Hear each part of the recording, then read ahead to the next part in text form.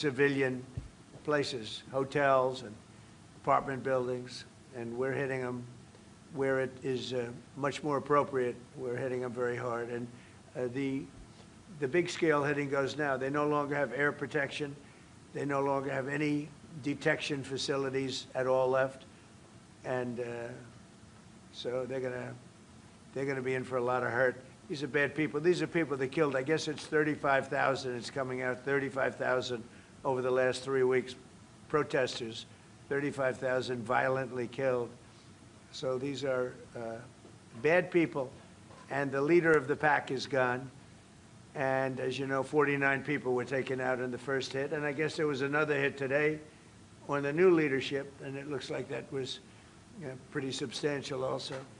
So they're getting hit very hard, and we'll see what happens. A lot of people are coming forward. A lot of the people you would least suspect want to quit. They want to have immunity. They're asking for immunity, and probably at some point they'll be dropping, as you would say, laying down their guns. We'll see what happens. In the meantime, we're just continuing to go forward. Our military is the #1 in the world by far, and we are. Everything's big in my book. Venezuela was big. This is big. The original hit, Midnight Hammer, was big. Everything you view is big, but it's not considered very big by some standards, by some of our standards. We have a military like no other military that's ever been built. Yeah, please. Mr. President, what's the worst-case scenario that you have planned for in Iran? Well, I don't know if there's a worst case. We have them very much beaten militarily from the military standpoint. They're still lobbing some missiles. At some point, they won't even be able to do that because we're hitting all of their carriers. We're hitting all of their missile stock. You know, they built up all these missiles over the last few years. They had a lot of them. They've shot a lot of them, and we're knocking out a lot. I guess the worst case would be we do this, and then somebody takes over who's as bad as the previous person, right? That could happen. We don't want that to happen. That would probably be the worst. You go through this, and then in 5 years you realize you put somebody in who was no better. So we'd like to see somebody in there that's going to bring it back for the people. And we'll see what happens with the people. You know, they have their chance. And we've said, don't do it yet. If you're going to go out and protest, don't do it yet. It's very dangerous out there. A lot of bombs are being dropped. But I would say that would be about the worst. Do you have someone in mind right now? Because you said all the people you did have in mind have been taken out. What do you think? Well, most of the people we had in mind are dead. So, you know, we had some in mind from that group that is dead. And now we have another group. They may be dead also, based on reports. So I guess you have a third wave coming in. Pretty soon we're not going to know anybody. But we have, I mean, Venezuela was so incredible because we did the attack and we kept government totally intact. And we have Delcy, who's been very good. We have the whole chain of command, and they've been, you know, look, the relationship's been great. We've taken out 100 million barrels of oil already, and a big part of that goes to them, and a big part goes to us. And it's been great. We paid for the war many times over, and we're going to be running the oil. And Venezuela is going to make more money than they ever made, and that's great for the people. The relationship has been great. It's been seamless.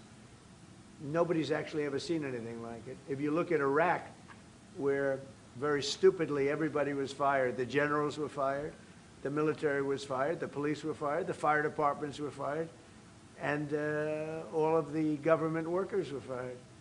So after, you know, people would call, they had no idea. And by the way, ISIS was formed. That's where ISIS came from, all of the fired people. We don't believe in that.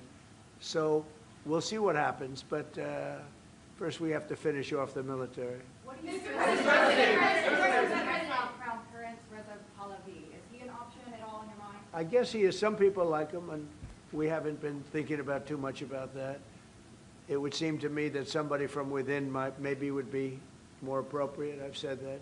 He looks like a very nice person, but it would seem to me that somebody that's there, that's currently popular, if there's such a person. But we have people like that. We have people that were more moderate, You know, these were radical lunatics, and you know what they get? They get nothing. All they do is kill people. Mr. President, what exactly was the imminent? You've asked, not your turn. Not your turn, please. Mr. President, you've been to take the heat off the Europeans to present to the help. You, Mark Rutte, called on the allies to also help you. What does that mean? Well, you have to ask Mark Rutte. He said not as part of NATO, but to be helpful to you in this. Well, some of the European nations have been helpful and some haven't. And I'm, you know, very surprised. Germany's been great. He's been terrific. Others have been very good, terrific. I think that the head of NATO, Mark, is fantastic. Okay, Mark Rutte. I think he's fantastic. But some of the European, like Spain, has been terrible. In fact, I told Scott to cut off all dealings with Spain. Spain, first of all, it started when every European nation, at my request, paid 5%, which they should be doing. And everybody was enthusiastic about it, Germany, everybody. And Spain didn't do it. And now Spain actually said that we can't use their bases, and that's all right. We could use their base if we want. We could just fly in and use it. Nobody's going to tell us not to use it, but we don't have to. But they were unfriendly. And so I told him, we don't want to, Spain has absolutely nothing that we need other than great people. They have great people, but they don't have great leadership. And as you know, they were the only country that in NATO would not agree to go up to 5%. I don't think they would have agreed to go up to anything. They wanted to keep it at 2%, and they don't pay the 2%. So we're going to cut off all trade with Spain. We don't want anything to do with Spain. And I'm not, by the way, I'm not happy with the UK either. That island that you read about, the lease, okay, he made it for whatever reason, he made a lease of the island. Somebody came and took it away from him. And it's taken 3-4 days for us to work out where we can land there. It would have been much more convenient landing there as opposed to flying many extra hours. So we are very surprised. This is not Winston Churchill that we're dealing with. Mr. President, what's your expectations towards Germany? What can Germany do and what should Germany do to help you in this moment? Well, I think they're doing it. I mean, they're letting us land in certain areas, and that's, we appreciate it, and they're just making it comfortable. We're not asking them to put boots on the ground or anything. I mean, we're just, they're a respected country. I have a very good relationship with the country. We have, in particular now, with this leader, with this new leader. I think he's an excellent leader. I had my differences with Angela. I said, you're hurting your country with immigration and you're hurting your country with energy. And we have a man sitting on my right that is, I think, pretty much the opposite of her on energy and the opposite on immigration. And I think he's doing very well. Mr. President, commercial air travel right now is severely restricted in the Middle East, and thousands of Americans are stranded. Why wasn't there an evacuation plan, and will you send planes to get people out? Well, because it happened all very quickly. We thought, and I thought maybe more so than most, I could ask Marco, but I thought we were going to have a situation where we were going to be attacked. They were getting ready to attack Israel. They were getting ready to attack others.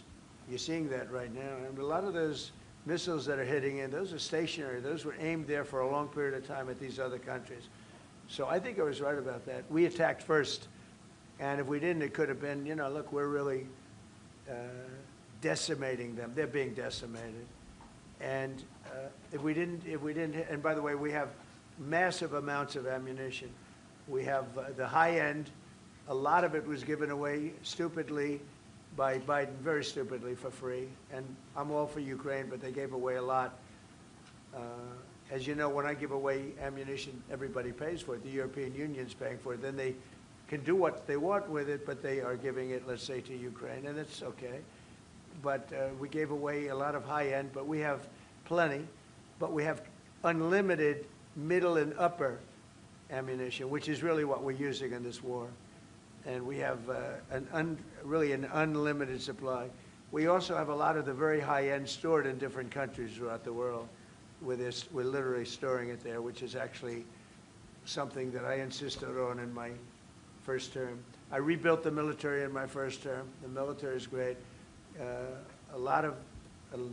Unbelievable amount of ammunition, or munitions, as they say, we've given away to, the Wall Street Journal incorrectly covered the story when they said that it was given away to the Middle East. Not to the Middle East, it was given away to Ukraine. Very little was given to the Middle East. Middle East would buy a lot, and some of the nations, because they're rich, they have a lot, but it was given away to Ukraine. And it just should have been done. Look, it's a war that should have never happened. If I were president, that war would have never happened.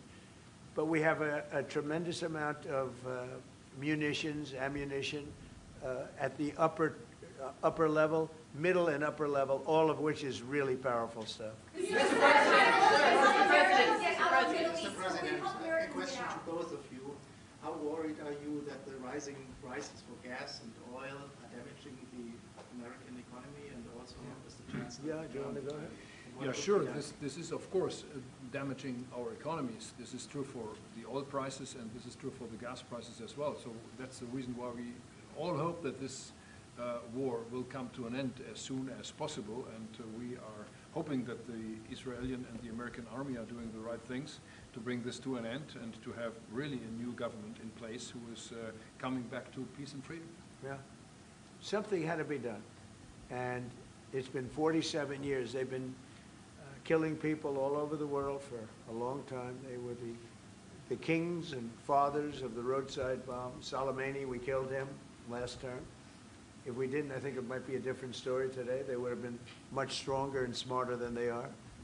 But they did the roadside bombs. 95% of the people lost their legs, arms, had their face wiped out, just wiped out. I've seen some young people that it's so sad to watch. And that was almost all, 95% comes from Iran, and with Soleimani. Soleimani loved his favorite weapon. He loved the roadside bomb.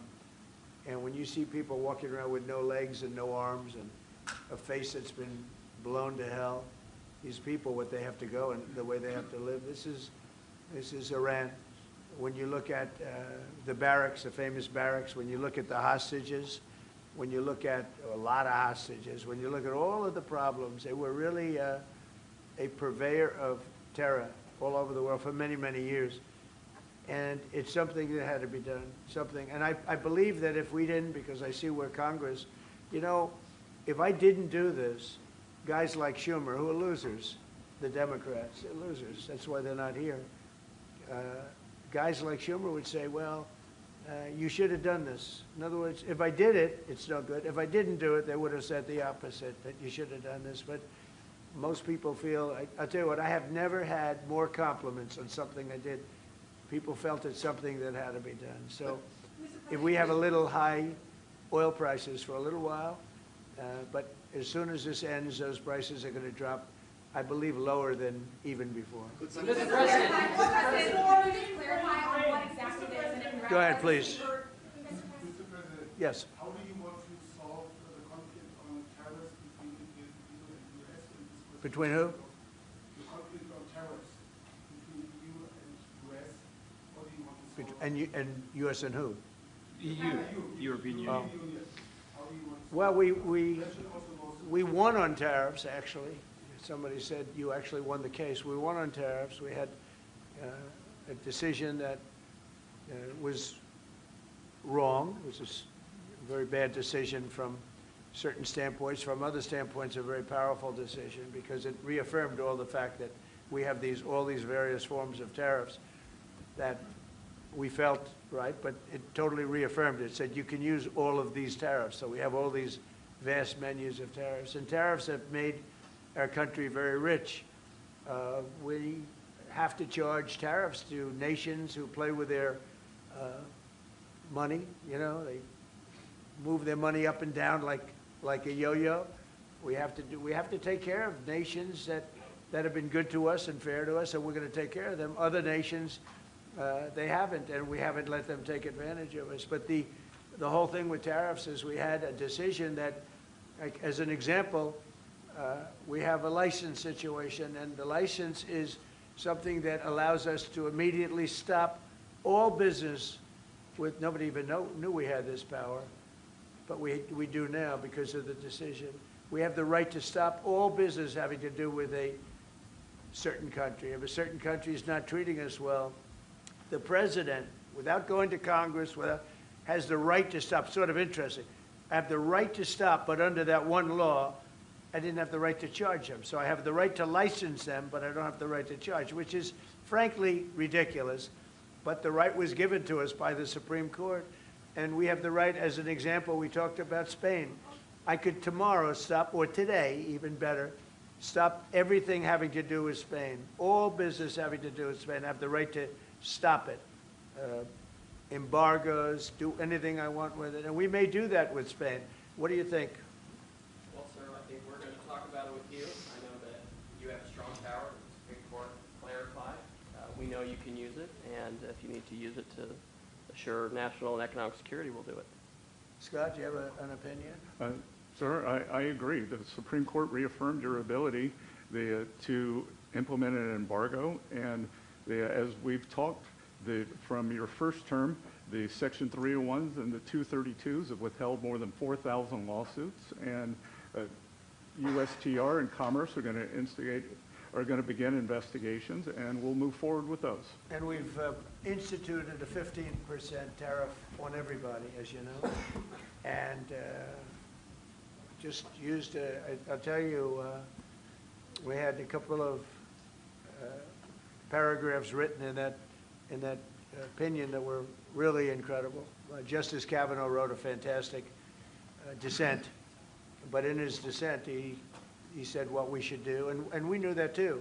We just wanted to simplify it, and for some reason, I think, very, very foolishly, the courts decided no, but they said you can do it many other ways, and that's what we're doing. And what we've done is we've gone to a very simple, straight 15% tariff.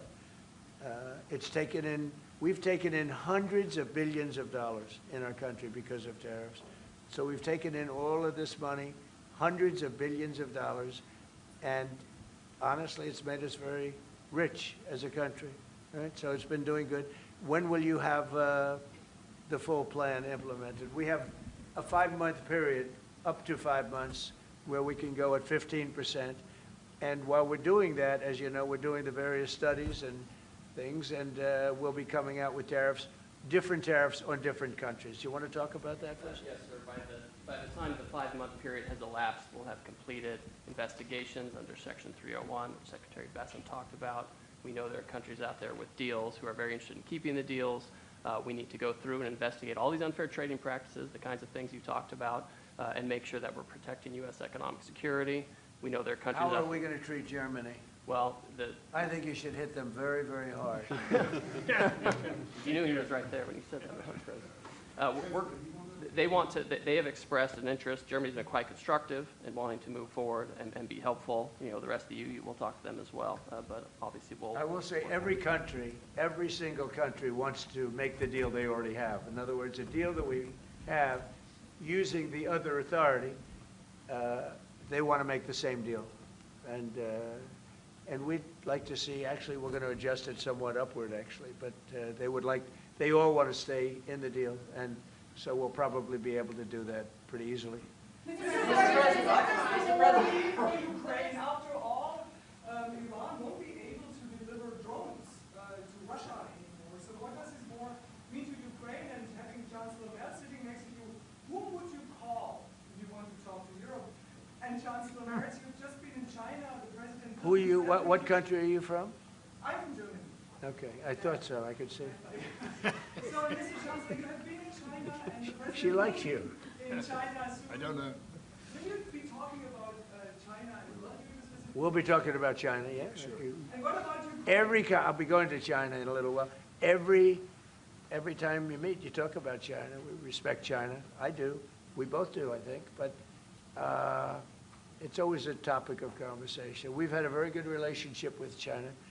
We used to lose a tremendous amount of money with China, and that's no longer the case. We have a very, very good relationship with China, and we have a very good relationship with Germany.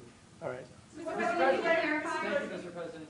We've seen countries around the world, many of whom don't usually work together, working with the United States on Iran, whether it's Saudi Arabia working with the United States, Israel, Qatari shooting down Iranian aircraft, and we've also seen European countries step up. Why are we seeing such unity around the world against Iran? That's a great point. Look, they're just evil. They're it's not the politics; it's their whole philosophy. It's their whole where they come from. It's terrible. Where they killed 35,000, I thought it was 32. Now it turns out it's much more than 35,000 people, and in some cases using machine guns with people that have no weapon. They have no weapon, and they're being machine gunned. They're being sniped from buildings. They're hitting the people with snipers right through the eyes. It's just a very evil ideology, and nobody's really seen anything like it. As I said, even the fact that they've attacked all of their neighbors, and the neighbors weren't attacking. They thought they'd maybe sit it out or what. They've hit Qatar, they've hit UAE, they've hit Saudi Arabia, they've hit Oman. They were helping us negotiate. They got hit. Everybody got hit because they're evil and they're bad. It's a bad seed, and somebody had to do it. And it should have been done sometime during a 47-year period because so much death has been caused by them, so much unbelievable death. From Germany, too. Germany's been hit. Everybody's been hit by them. It's an evil ideology. And I've never been, look, I've done a lot of good things. So many people are saying, thank you, thank you, thank you. You see it in the streets of Los Angeles. They have thousands of people. I saw it the other day, pictures of Donald Trump. And I'm looking, I'm on the phone, probably talking to you. And I'm looking, and I see my picture. I say, oh, no, it's another, protest. I see my, and then I started saying, boy, they were very friendly people. And then I saw a woman hugging the picture of me. I said, what's going on? And it turned out to be these are Iranian people that live in the United States. So many. Thousands and thousands. You saw the rallies. And in New York, too, they had a big rally by pictures all over the place. The fact is that people are happy what we did. And you could never, and I've always said it, you could never have had true peace in the Middle East if Iran was allowed to go, even beyond the nuclear. If Iran was allowed to have look at all the missiles they built. A lot have been now taken out by us, and a lot have been expended. But they had thousands of missiles in a fairly short period of time. And I'll go two things. The attack that we did, known as Midnight Hammer, had we not done that, Iran would have had a very powerful nuclear weapon within 1 month. We did it. It was great timing, but, and you've been able to see that too. The other thing was Barack Hussein Obama made maybe the worst deal I've ever seen because he gave all power in the Middle East to Iran. He went the exact opposite way, and I terminated that. If I didn't terminate that deal, they would be sitting with a massive nuclear weapon 3 years ago, which would have been used already on Israel at least, and other countries also. And we wouldn't be talking about it right now. But if I didn't terminate the deal that Obama made, giving them everything, including plane loads of cash. Do you remember the airplane flew over there? It was a Boeing 757. There was 2 of them, loaded. They took out all the seats. It was loaded with green cash. So much cash that it was in Virginia, Maryland, and Washington, D.C. They got all the cash from all the banks. They put it, and they flew it to Iran. I never knew a president had that power. I'm going to maybe try it sometime if it's okay. I think I'm going to do it. I'll fly it somewhere. Nobody's ever seen anything like it. 2 planes loaded from floor to ceiling, big planes, Boeing 757s, taken over there and given cash. In addition to that, he was giving them billions of dollars. But worse, he was giving them the right to have the path to a nuclear weapon. And that deal expired. A lot of people said, oh, you terminated it. Well, it was going to be terminated anyway because it expired.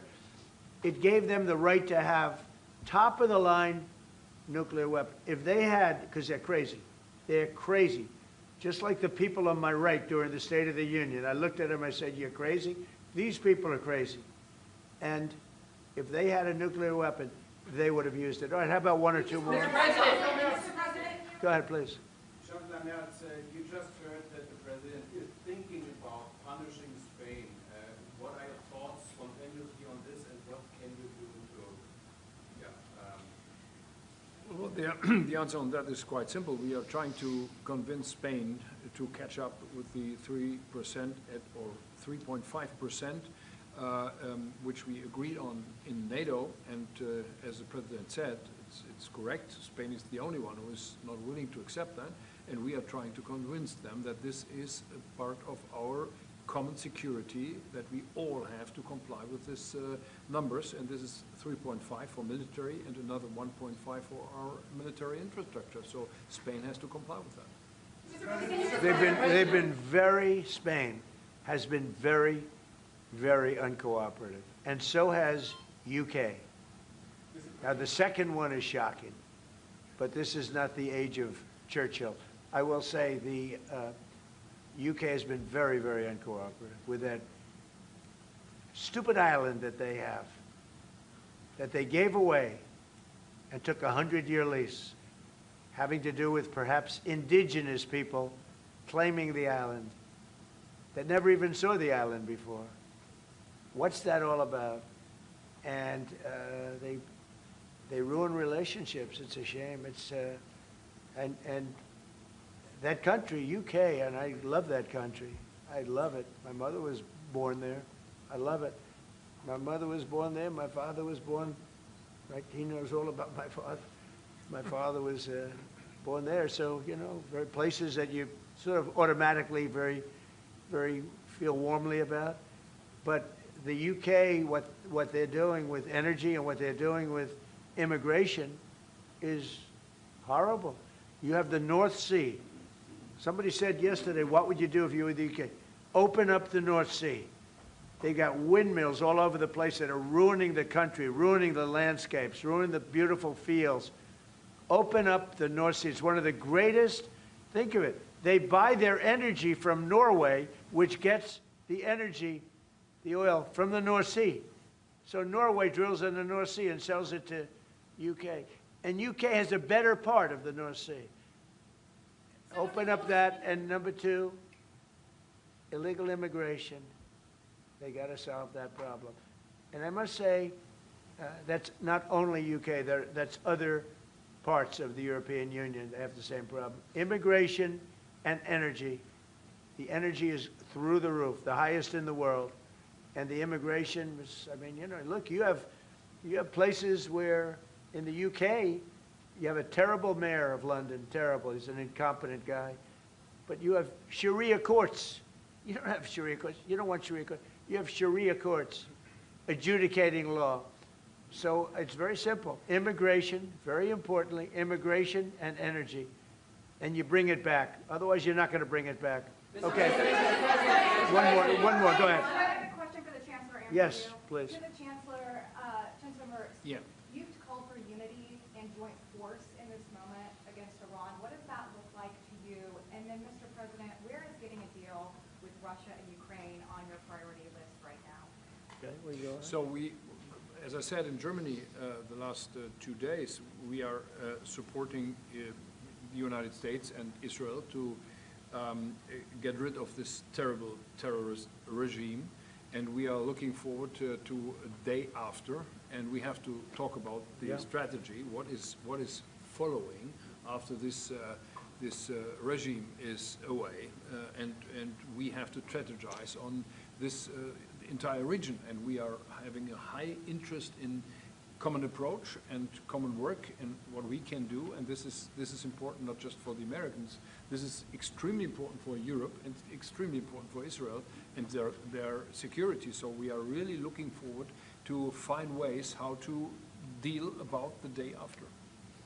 And as far as Russia, Ukraine, where is it on my priority list? Very high. We thought that, I thought it was going to be one of the easier ones. I've settled 8 wars, and actually maybe one more than that. But minimum 8 wars, big ones, potential India, Pakistan, big wars, very important, big ones. I thought this was going to be much easier than it is. There's tremendous hatred between President Putin and President Zelensky, tremendous hatred. I've seen a lot of hatred in my life, but I think this is about top scale. I believe it's going to happen. Sometimes I blame one, sometimes I blame the other. I think it's going to happen, but it's high on my list. Not in that it affects the United States so much, because it's very far away, but last week, last week and for the last 4 weeks actually, 32,000 soldiers died. 32,000. And it's been averaging 25 to 30,000 soldiers a month have been dying in that stupid war. And I'd love to see it ended. It's the worst that there has been since World War II. If you can't get a deal, what will that mean for you? All you can do is do your best, you know. It takes two to tango, and they have to get along. They have to be able to talk to each other. They hate each other a lot. That has an impact, you know. It really has an impact. It's bad for both. The saddest is that if the election weren't rigged, my election, that war would have never taken place. And you know what else wouldn't have taken place? Allowing 25 million people to pour through an open border, that wouldn't have taken place. A lot of things would have been different. But we're doing very well, and I think a big factor in this world and future factor is what we're doing right now with Iran. If we don't stop them, or if we didn't stop them, or if we didn't start, they've been decimated. But if we didn't do what we're doing right now, you would have had a nuclear war, and they would have taken out many countries, because you know what? They're sick people. They're mentally ill, sick people. They're angry, they're crazy, they're sick. Thank you very much. Thank you very much, everyone. Thank you, Press. Thank you, Press. Thank you, Press. Thank you. Thank you, guys. Keep moving. Thank you. Okay, guys. Thank you. This way. Thank you, Press. Thank you. Thanks, guys. Moving out the door. Thank you, guys. Keep moving.